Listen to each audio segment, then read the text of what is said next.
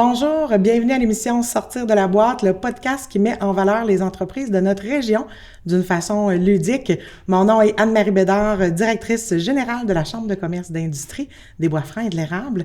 Je serai votre animatrice pour aujourd'hui et j'ai la chance d'accueillir aujourd'hui Jackie Fauché de l'entreprise Atelier 140 Ébénisterie. Bienvenue Jackie, ça va bien? Ben oui, merci, très bien. Merci beaucoup de l'invitation. On est très content que tu sois avec nous aujourd'hui, que tu aies répondu à l'invitation très rapidement. C'est un honneur pour nous de te recevoir aujourd'hui.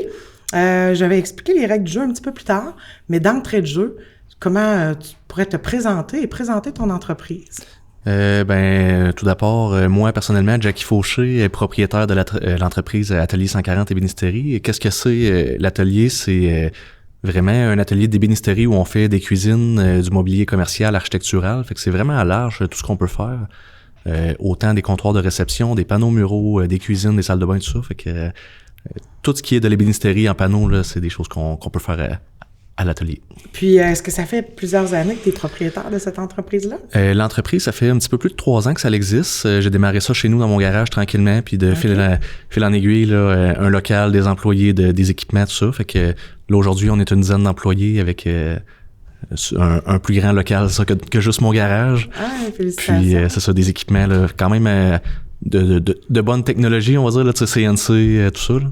Fait que de ce côté-là, on réussit à faire des super de beaux projets, des projets quand même d'envergure. Dans le commercial, on peut faire des exemples, là, des résidences de personnes âgées, 30 chambres, on va dire, avec les comptoirs pour les infirmières et tout ça. Là. Ah! Ouais. Bien, on est très content de t'avoir aujourd'hui. Et là, on va entrer dans le vif du sujet du jeu, sortir de la boîte. Tu vas voir, c'est pas très compliqué. En fait, on a plusieurs cartes à l'intérieur de cette boîte. Oui. Tu auras à lancer le dé pour chacune des questions, à piger un carton, à me le donner. Je vais te lire la question en lien, soit avec l'impact, le souvenir, le défi, le rêve, et il y a curiosité même, et il y a une pastille blanche. Ça te laisse encore la possibilité de choisir le sujet que tu désires. Excellent. Est-ce que tu es prêt? Oui, on commence. Oui? Alors, voilà. Alors, un verre. Défi. Alors, la première carte défi, quels sont les plus grands défis que vous vivez actuellement comme entrepreneur? C'est une bonne question. Hein? L'entrepreneuriat, c'est rempli de défis. Je vous dirais que le plus majeur actuellement, c'est peut-être la pénurie de main-d'œuvre. Hein? On sent, selon les saisons, que ça s'améliore. On pense que ça s'améliore. Finalement, des fois, c'est pas le cas. C'est comme un cercle à recommencer pour chacune des périodes. Oui, exact.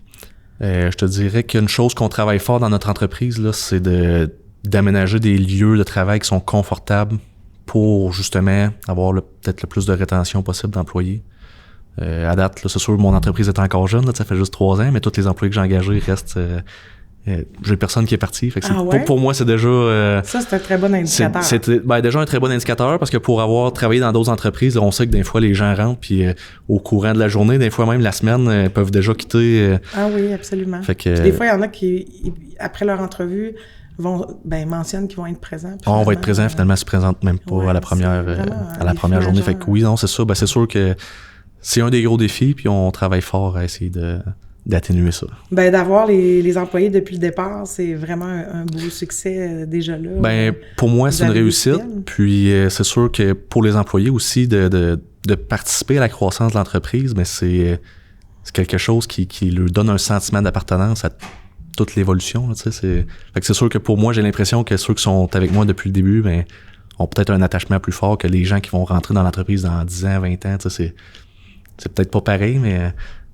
Puis au-delà des ressources humaines, puis ce qui peut arriver dans les différentes périodes de l'entreprise à chacune des années, est-ce que le démarrage pour toi a été aussi un défi, tu sais, quand on débute, les contacts pour les nouveaux contrats, tout ça, est-ce que pour toi, ça a été un défi ou c'était relativement... C'est quelque chose qui me semblait pouvoir être un défi à surmonter. Puis finalement, c'est quelque chose qui s'est vraiment bien passé dans mon cas. Je me suis rendu compte assez rapidement que j'avais beaucoup plus de contacts que je croyais. Puis le bouche-à-oreille, c'est quelque chose que j'ai sous-estimé au début, puis finalement, fait vraiment une grosse différence là, dans l'avancement de l'entreprise. On a réussi à avoir des contrats naturellement, on va dire. Là. Et le fait que tu sois impliqué dans les chambres de commerce, j'imagine, t'ont permis aussi de faire du réseautage, puis Oui, exact. d'avoir de nouveaux contacts. Là. Ben, la chambre de commerce, c'est une des choses là, où je me suis rendu compte que, ben, écoutons, j'avais des connaissances, des amis ici et là, mais finalement, on se rend compte que crime, on partage tous un peu la même réalité. Puis on se rencontre justement dans les chambres de commerce pour en discuter. Là. Ah, ben super. Ouais. Est-ce que tu es prêt à poser une autre question? Alors, je t'invite à brasser le dé. Oh, encore vert. Défi encore? Ben, coudonc. Tu semblais mentionner qu'il n'y avait pas d'autres défis, mais on va lire la question quand même. Alors, la prochaine carte, défi, comment gérez-vous le stress et la charge mentale entrepreneuriale? Bonne question. Pour moi, la charge entrepreneuriale, je la ressens pas tellement. C'est sûr, j'ai une super de bonne équipe qui m'entoure. Puis la charge mentale, ben, on se mentira pas, peu importe. Là, oui, on en vit tous là, en tant qu'entrepreneur. Comment qu'on gère ça?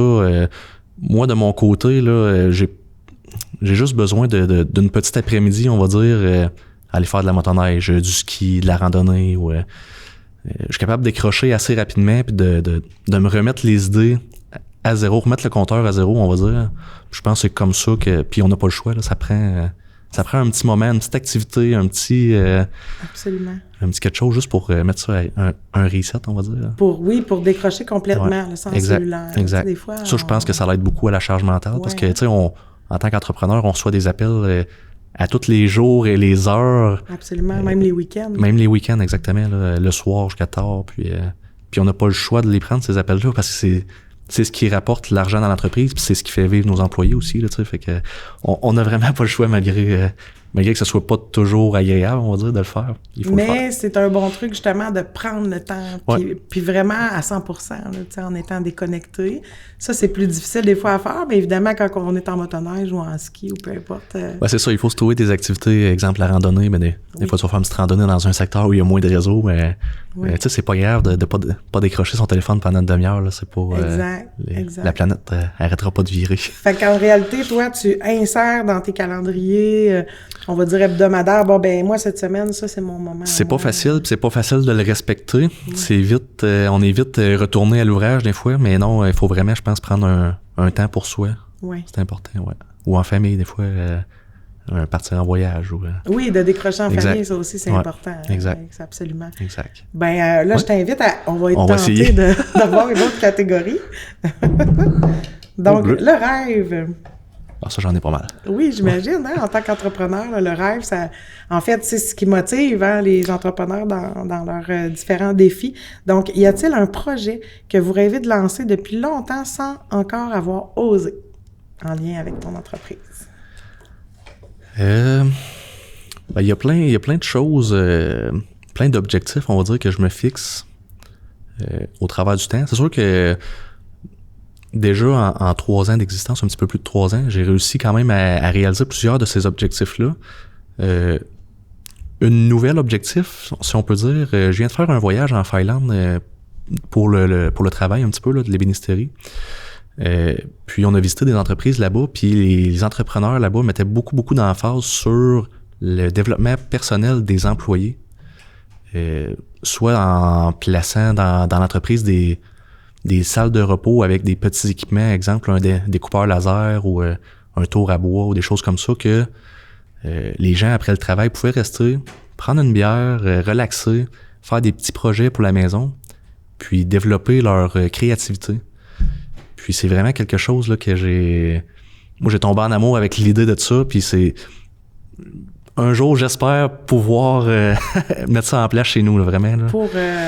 Pour développer la créativité, puis en même temps, ça crée un sentiment d'appartenance, je trouve, pour l'entreprise. Oui, absolument. Puis c'est une valeur ajoutée. Puis, tu sais, on s'entend que toute la créativité que les employés vont chercher dans ces activités-là, ben, ça peut se refléter après ça dans le travail. Là.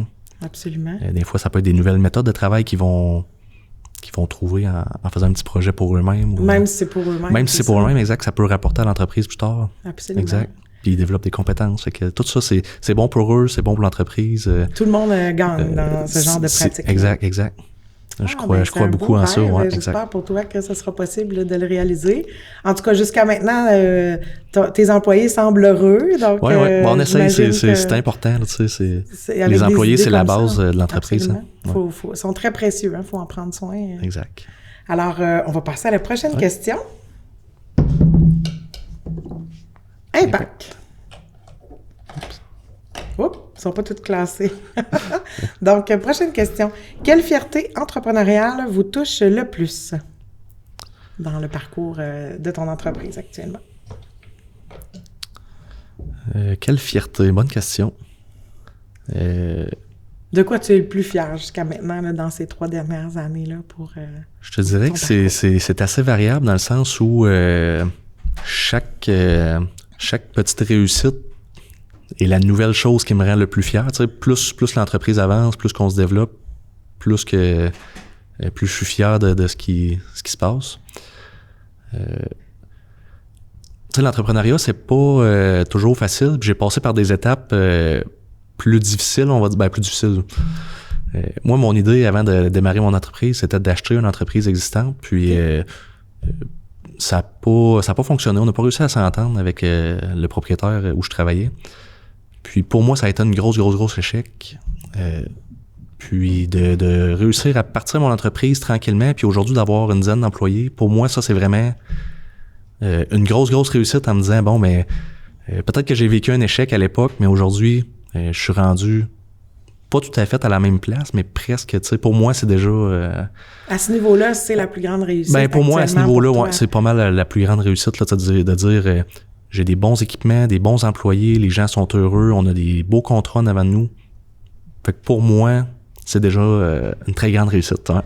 Fait qu'actuellement, on pourrait dire que pas l'échec, mais ce que tu considérais comme un échec et la résilience que t'as eue, puis les idées, la créativité, t'ont mené à cette réussite-là aujourd'hui. Puis c'est souvent le cas dans les parcours entrepreneuriaux. Puis des fois même, il y a certains parcours qui sont très, très performants, puis qu'à un moment donné, malheureusement, il arrive des incidents de l'économie ou autre chose qui font pour les entrepreneurs des défis majeurs. Puis dans ton cas, ça s'est révélé être... Pour toi, tu pensais que c'était un échec, mais finalement, t'as amené au succès que vous avez aujourd'hui. Là. Exact. Puis probablement que dans un an, la réponse sera pas la même.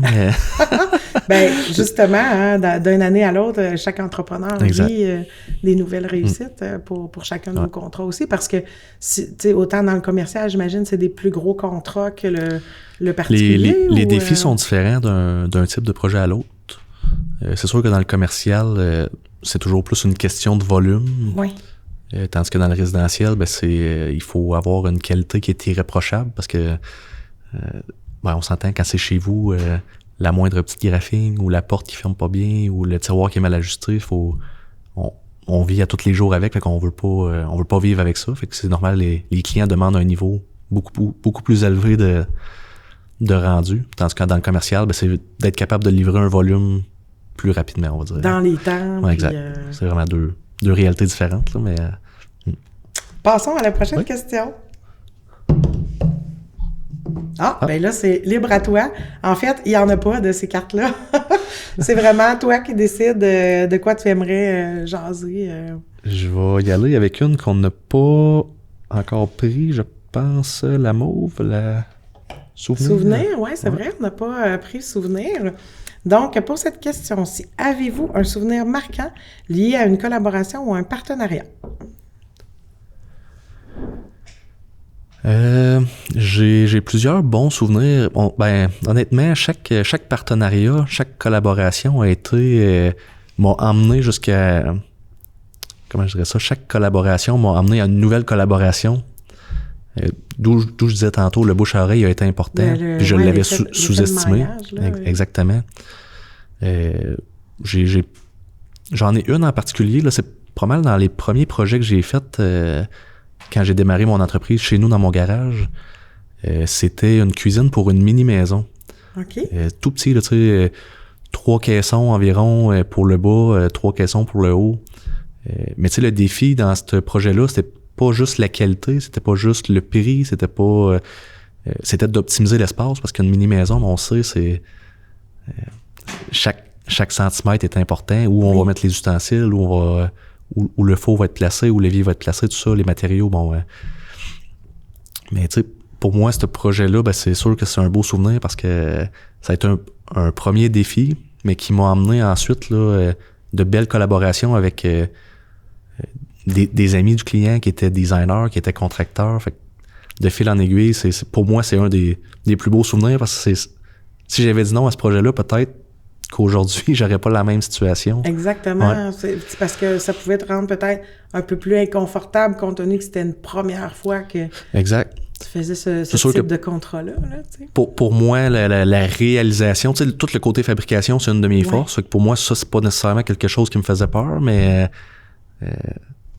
du côté quand même un petit peu de défi de s'assurer que le client soit satisfait de chaque espace de rangement, ben c'est sûr qu'il y a un petit défi là aussi. Fait que tu avais bien fait comme de sortir de ta zone de confort, exact. Justement, pour finalement réaliser ça, puis avoir plein d'autres contrats par la suite, qui s'avéraient aussi être des contrats pour des mini-maisons ou carrément autre chose? Carrément autre chose. C'est vraiment... je vais te donner un exemple. Là. Il y a une de ses amies à ce client-là qui était designer. Ben, elle est allée visiter la mini-maison. Elle a dit « Ah, wow, qui a fait tes armoires? » Ben, il a donné mon nom. Puis de fil en aiguille, on a eu des contacts. Une première job, deuxième job. Puis aujourd'hui, on travaille ensemble de manière assez régulière. Là. Ah, puis en lien avec la question souvenir, bon, là, je déroge un petit peu de ton sujet, mais compte tenu de ton âge, hein, tu es relativement jeune. Dans tes souvenirs, toi, là, est-ce que, étant enfant, déjà, tu voulais être entrepreneur ou c'était-tu quelque chose que tu avais en toi, là, comme fibre entrepreneuriale, on va dire, dès ton jeune âge, dès ton enfance? Oui, la fibre entrepreneuriale, j'ai eu ça assez jeune. Là, je vais te donner un exemple. D'avoir une revue des débrouillards à l'époque, d'avoir une recette de pâte à modeler, d'en faire une batch puis d'emmener ça à l'école pour la vendre. Ah oui, tu sais, 25 sous du pot, on va dire. Fait que t'avais déjà c'est niaiseux, mais à l'époque, pour moi, c'était pas comment je dirais ça? C'était inné. Je le faisais, mais je savais pas nécessairement ce que je faisais. Mais tu sais, comme tu dis, pour mes parents qui étaient déjà entrepreneurs à l'époque, eux aussi. Oui, eux, est-ce qu'ils étaient aussi dans le domaine, le même domaine que toi? Non, dans un domaine complètement différent, la boulangerie. OK. Ouais. Mais tu sais, pour eux, voyaient ça, puis ils se disaient déjà peut-être à l'époque, là, crème, il y a un petit côté, une petite fibre entrepreneuriale qui se développe. Ben oui. Fait que toi aussi, finalement, tu te transformes, mais c'est pas de la farine. Ouais, c'est ça. Ben, je travaille un autre type de pain, on va dire. Exact. Puis est-ce que toi, tu t'es impliqué dans ton parcours avec les parents pour la boulangerie? Ben, j'ai déjà travaillé dans leur entreprise à l'époque, plus jeune, là, évidemment comme emploi étudiant, tout ça. C'est quelque chose qui m'intéressait. Mais j'avais vraiment une passion là, déjà jeune pour l'ébénisterie. OK. J'ai commencé, je me souviens pas j'avais quel âge, je pense que j'avais 12 ans, dans un cabanon avec une drill, une skilsa, puis j'avais fait une petite table de chevet pour ma sœur en panneau de bois.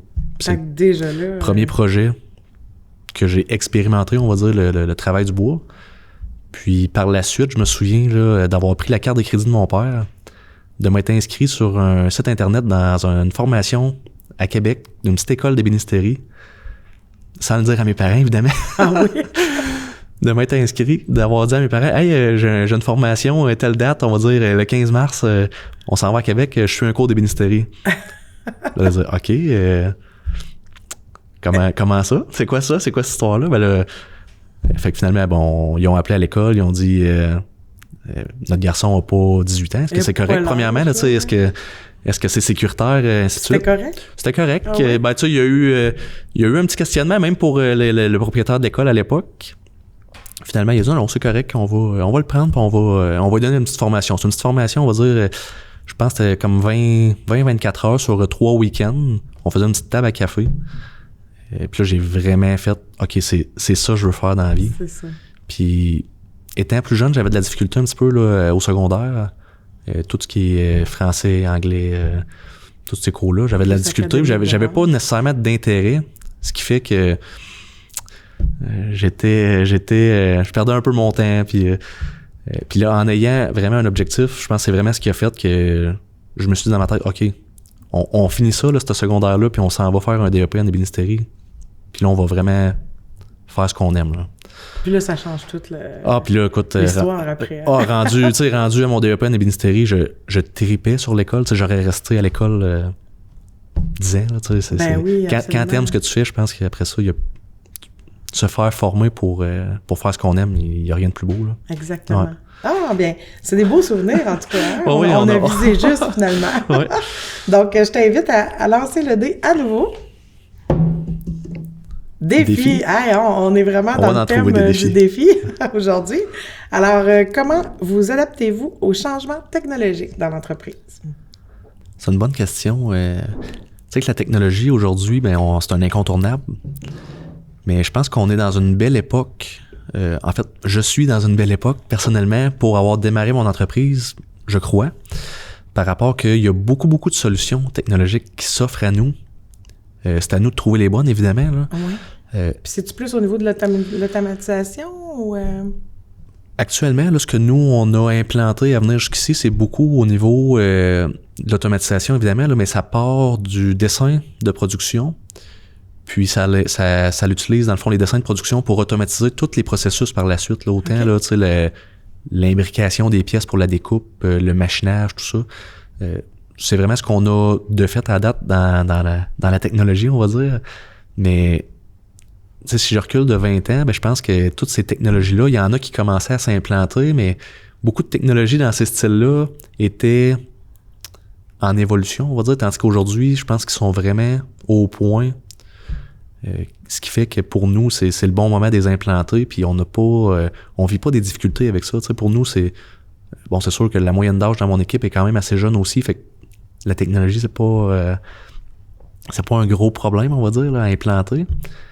Mais je pense qu'à ce niveau-là, ça nous aide beaucoup, là, tout ce qui est l'automatisation des processus. Oui, au niveau des processus, puis j'imagine même au niveau du rendu, tu sais, le temps qui est mis pour chacune des confections est amélioré aussi, j'imagine? Ou... Dans notre processus, en fait, là, ce qui est fait, c'est qu'on fait des dessins 3D, puis à partir du dessin, c'est ça, tous les machinages, l'imbrication des pièces, l'automatisation fait en sorte que ça s'en va se faire découper, mais par la suite, il y a l'identification des pièces qui est faite, qui fait que rendu à l'assemblage, même si on n'est plus dans la partie technologie, l'assemblage, il n'y a pas plus métier manuel de base, on va dire.